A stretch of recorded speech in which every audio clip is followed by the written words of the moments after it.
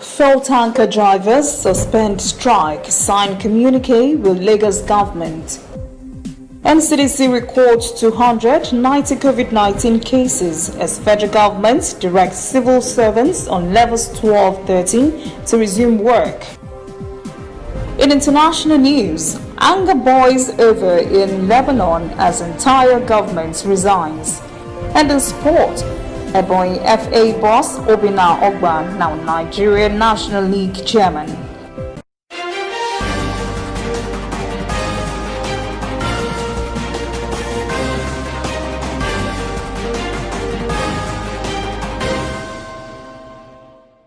This is ANN News. I am Olajumoke Olatunji. We start this evening with a bit of good news. The Nigerian Union of Petroleum and Natural Gas Workers, NUPENG, has suspended the fuel tanker drivers' strike. The union took the decision after its leaders met with Lagos State representatives. The tanker drivers say some of the challenges are security agencies, area boys, ad hoc levies, bad roads, overloading, the timing of movement and coordination. A communique jointly signed by both parties contains the 7 agreements which led to the suspension of the strike.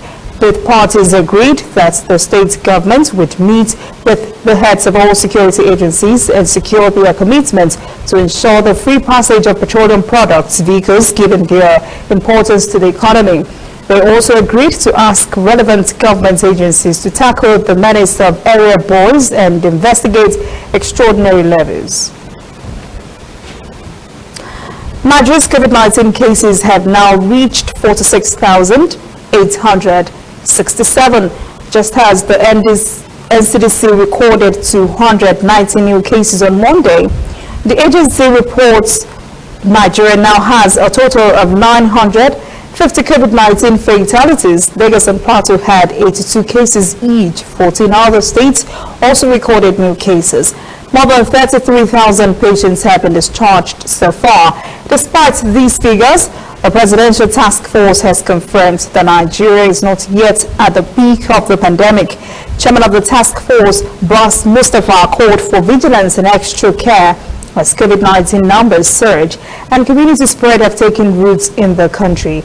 Mustafa says continual monitoring of global and national science and data remains the basis for strengthening efforts to contain the virus. And while the federal government has directed federal civil servants on grade levels 12 and 13, as well as those on essential duties to resume full duties, Head of the Civil Service of the Federation, Folashade Yemieson, gave the directive in a circular on Monday in Abuja. Currently, only workers on grade level 14 and higher work for just 3 days per week as part of measures to curtail the spread of COVID-19. Meanwhile, the Presidential Task Force on COVID-19 has also blamed governors, traditional and religious leaders for allowing crowds to gather and break safety protocols during electioneering in Edo State and during the burial of Senator Buruji Kashamu in Ogun State. A large crowd of mourners was in attendance on Sunday when Senator Kashamu was buried. Both the All Progressives Congress and the People's Democratic Party have also held campaign rallies in Edo State ahead of next month's governorship election. The national coordinator of the PDF, Dr. Sani Aliyu, has asked governors and traditional leaders to show responsibility for the residents of their states and local councils. Aliyu says last weekend's developments has shown the failure of leaders to ensure compliance with protocols in their respective states. Despite increasing numbers of COVID-19 cases in the country, Nigeria still finds it difficult to adhere to most of the safety precautions. But found to be more difficult for most Nigerians is to wear face masks. And correspondent Kelechi Mekalam went around the streets of Abuja to establish how well they adhere to this requirement. It's been 6 months since the coronavirus hit Nigeria, and safety measures like social distancing and wearing of face masks have become the new normal. From the onset, the government had made it compulsory to wear face masks in public places. and citizens were asked to strictly obey that directive. But several months later, many are beginning to relax in implementing the order. The views of some citizens about these health protocols are also changing.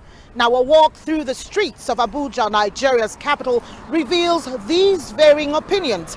While some say wearing of face masks is absolutely necessary, others believe there are health risks that come with it. I always wear face mask because of the protection of the coronavirus, of spreading, because we think it's a joke, but it's not a joke. It's real killed. It's real killed. It's real, but you know, wearing of face masks actually, to me, it's not that safe to some people. You know, like some people that have asthma, some people that cannot breathe very well. When you're putting on your face mask, you make sure they are very neat. The hygiene behind the face mask still matters so much. If you're putting on your face mask, you are protected at least up to 80%. The World Health Organization recommends the use of face masks as a safety measure to curb the spread of COVID-19. But the question on the minds of many here is how much longer citizens would have to keep up with these protocols. The government had eased some of the containment measures, but medical experts are concerned that this could lead to a surge in cases. River State pensioners are still appealing to the state governor, Nyesom Wike, to pay their 4 years pension in gratuities arrears. They say this payment will enhance their present living conditions. The pensioners expressed their grievances in a statement released by their spokesman, Lucky Ati. They say they have not been paid in 5 years. Coming up, African stories. South Africa's Special Investigation Unit probes misuse of COVID-19 funds. And later, international news. Anger boils over in Lebanon as entire government resigns.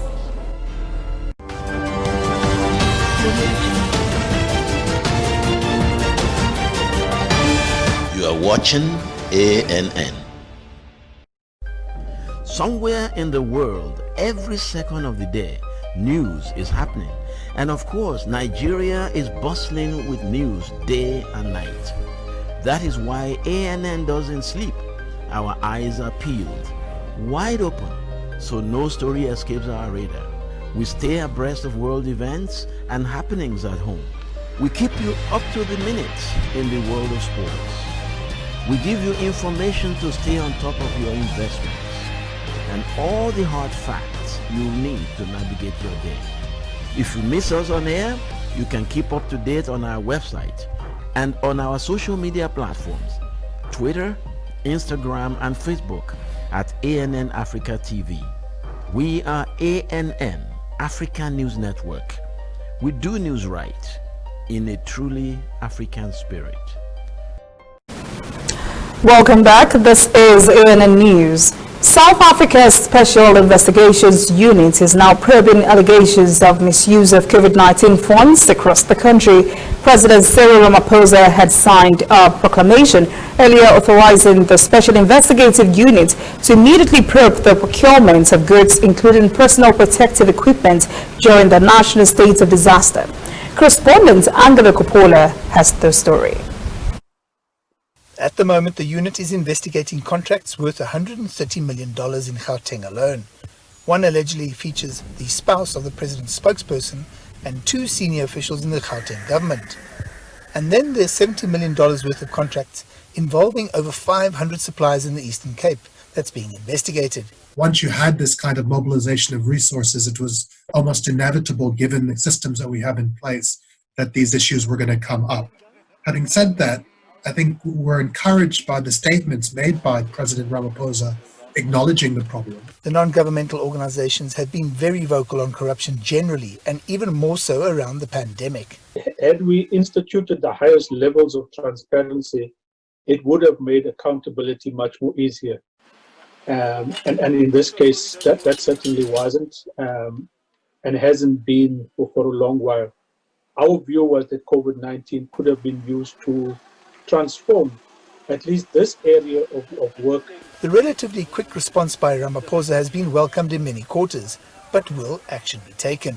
So I do think that the SIU investigation will yield results and will be positive. But in terms of the deep challenges around the culture of corruption and the systemic challenges, I don't think these issues are going to be resolved anytime soon, unless we see much bolder action from the presidency in terms of tackling the issues within his own party. I'm cautiously optimistic. I think we've seen an unprecedented statement from the ANC.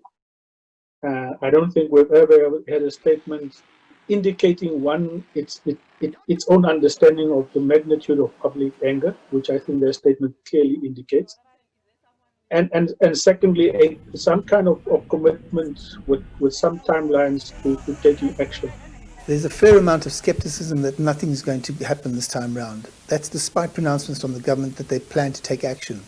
The general public, however, want to see action. They want to see people go to court, found guilty, and go to jail for all the corruption and fraud that's taking place at the moment. After more than 3 months of silent roadways, Kenya's national carrier has returned to the skies. Kenya Airways will fly half-full trips to only 30 destinations for now. It used to have full flights to more than 40 destinations every week. This has resulted in heavy losses for $100 million worth. Respondent Robert Nagila has more. As the first Kenya Airways flight from Kigali began its descent into Nairobi after almost 4 months following the outbreak of COVID-19, it was half full. The impact COVID-19's had on the airline became more apparent as it taxied to the apron. Dozens of KQ planes remained grounded. For many of the passengers, they were just glad to be home. This is awesome. This is awesome. We've been waiting for this. The captain of the flight, however, was more reflective. Hopefully, we'll increase our frequency depending on the passenger numbers that come on board. Like all airlines globally, Kenya Airways been pushed to the brink by the pandemic. Before COVID-19, the airline was flying to 55 destinations globally, carrying 4 million passengers annually. Since resuming international flights, it's now flying to only 30 destinations. There has been an extremely suppressed demand going forward. If you look at what we have deployed for our frequency and our destination, it is not 50% of what we were flying before. The current demand is attributed to passengers who were stranded when countries closed their airspace. Largely dependent on holidaymakers and business travelers who've been forced to stay home because of the pandemic, the airline is now scrambling to remain in the skies. We cannot keep an airline at 100% when the demand is only 50%. And that is why we need to restructure the airline. So restructure just, the assets, restructure the operations itself, how we operate. And then, of course, unfortunately, even for employees, and like you said, it's a very painful thing to do. The airline projects losses of up to $400 million by the end of 2020. Experts say government support is essential for survival. We need governments to underwrite loans and to offer state support and to guarantee loans as well and to reduce taxes. Those are the big things. And most governments in Africa are just not doing it. And the bottom line here is that over $30 billion was promised by governments in Africa to support the airline industry. And only $311 million of that amount has been paid out. Kenya Airways is in the process of being nationalized, and when the turbulence in the industry finally settles, the airline will be hoping this greeting "Welcome on board Kenya Airways" will continue to welcome passengers on board their planes for years to come.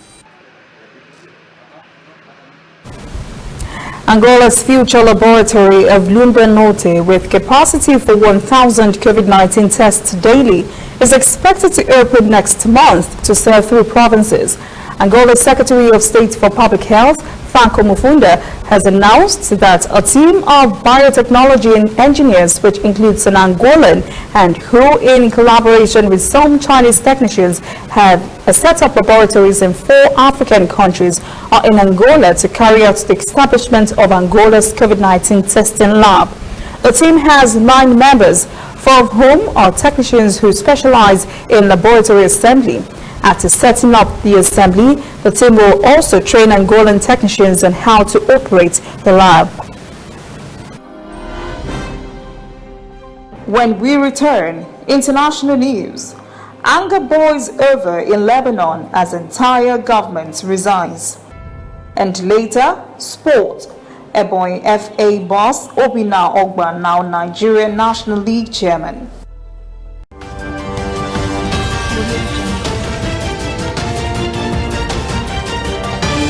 You are watching ANN. Whether in your house, at your office, on your phone or online, we are there.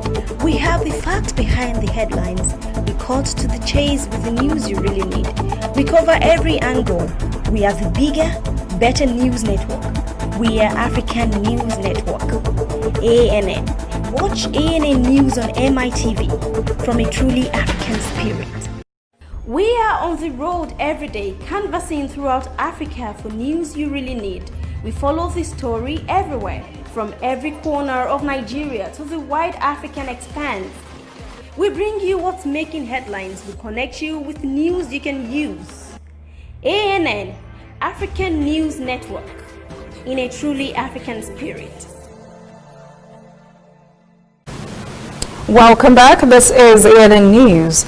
Public anger is growing in Lebanon as citizens are trying to come to terms with the scale of their losses during last week's explosion in Beirut. The blast claimed nearly 160 lives and injured 6,000 others. For the survivors, the blast will have a significant impact on their future. A local taxi driver, Nazim Abi Abid, lost his only source of income, his car, in the disaster. And now its wreckage is lying beneath the rubble.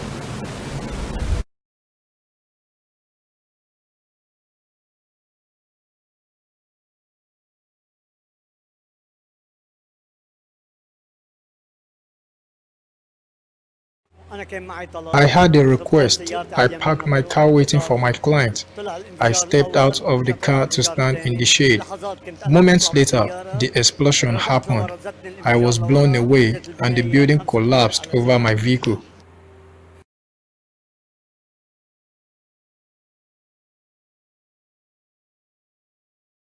Ahead, the 66-year-old man's future is as uncertain as Lebanon's. Before the blast, he was barely making a living.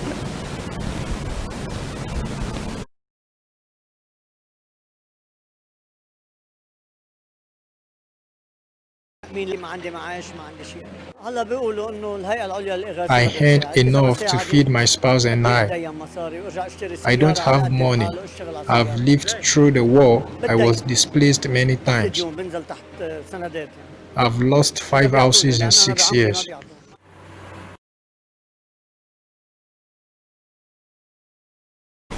Nazim's wife is thankful that her husband survived, but is worried about what happens next.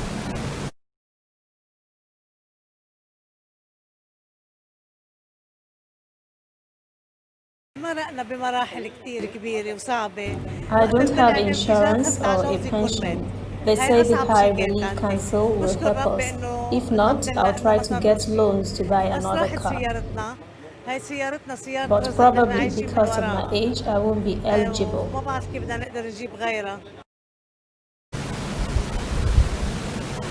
And while the Lebanese government has succumbed to the weight of people's anger against it over the explosion, Prime Minister Hassan Diab announced his government's resignation on Monday, saying the huge explosion was the result of the endemic corruption.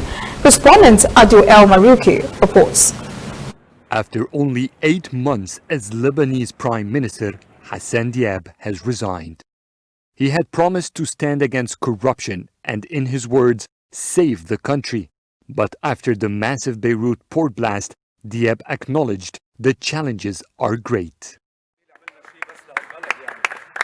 In Lebanon's city center, protesters who've been wanting the government to step down were not following Dieb's speech. He's the same person who said, "I will bring change." He didn't do anything. He didn't bring change. If the parliament does not resign, then we've done nothing. The same government will come disguised in different names. Right after the Lebanese president accepted the prime minister's resignation, security forces moved in and chased protesters away. But 3 days of clashes show no sign of ending. Prime Minister Hassan Diab's resignation is somewhat meaningless to most protesters here. For them, having the same parliament would produce another government that will follow the policies they stand against. US President Donald Trump on Thursday signed an executive order banning any US transactions with two Chinese apps, TikTok and WeChat, starting in 45 days. A controversial move widely criticized by experts. Reporter Wang Gu spoke to some people in Beijing to see what they think of the US move. To most Chinese people, WeChat is a necessary daily communication tool. Beyond offering texting and calling services, it can also be used virtually everywhere in China to make payments. And for TikTok, like elsewhere, it's very popular among young Chinese. I use TikTok very often. I use it to watch news and funny video clips, and I use WeChat every day to talk to my parents, friends and teachers. I'm really surprised by America's decisions. WeChat is also an important tool for many to stay in touch with those living abroad, but now this access to those in the US will be cut off. It's very inconvenient. My older brother is in the US and we use WeChat to talk every day. We probably have to talk on the phone in the future. Some of my friends studying overseas will be affected a lot. We usually use WeChat, but now we have to switch back to email. Some say TikTok has also helped them to learn about life outside China. Although I'm in China, I can also watch many video clips of young Americans singing, dancing or sharing their life moments on TikTok. It's a good way to get to know how they live. It's a shame that I wouldn't be able to see them anymore. TikTok is very popular among young people in China and many other countries. I think it will cause economic losses for those American internet celebrities on this app. Regarding Washington's claim that the apps could share user data with the Chinese government, some say they are not convinced. I think the US is taking this as an excuse to make troubles for China. I think this is just one excuse used by the US. It wants to suppress Chinese tech companies, like what it did to Huawei. I think those Chinese companies will be able to make it through this. Up next, sports. Ebonyi FA boss Obina Ogba, now Nigerian National League chairman. Please stay with us.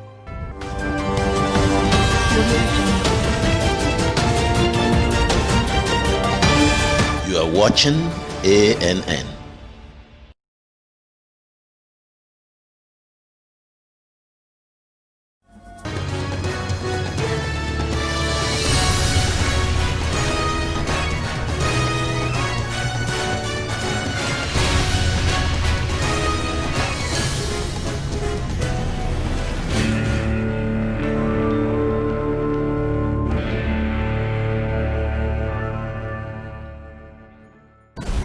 Welcome back. This is ANN News. In sports, Nigeria Football Federation has appointed chairman, Senate Committee on Sports and Ebonyi State Football Association, Senator Obina Ogba, as the new chairman of the second-tier Nigeria. Ogba is expected to work alongside the independent members of the Nigeria National League Board with the newly appointed Chief Operating Officer, Emmanuel Adesonya. Dutchman Clemens Westerhoff is at the verge of redeeming his name of a match-fixing allegation by his former assistant, Bonfre. Bonfrey accused Westerhoff of setting Nigeria's 1994 FIFA World Cup second round match against Italy for $100,000. 80-year-old Westerhoff has sued Bonfrey for defamation of character and is hoping the Richmond-Glenland High Court would vindicate him. Westerhoff was employed by the Nigeria Football Federation in 1989. He left the Super Eagles job unceremoniously after the team's exit from the 1994 World Cup in Atlanta.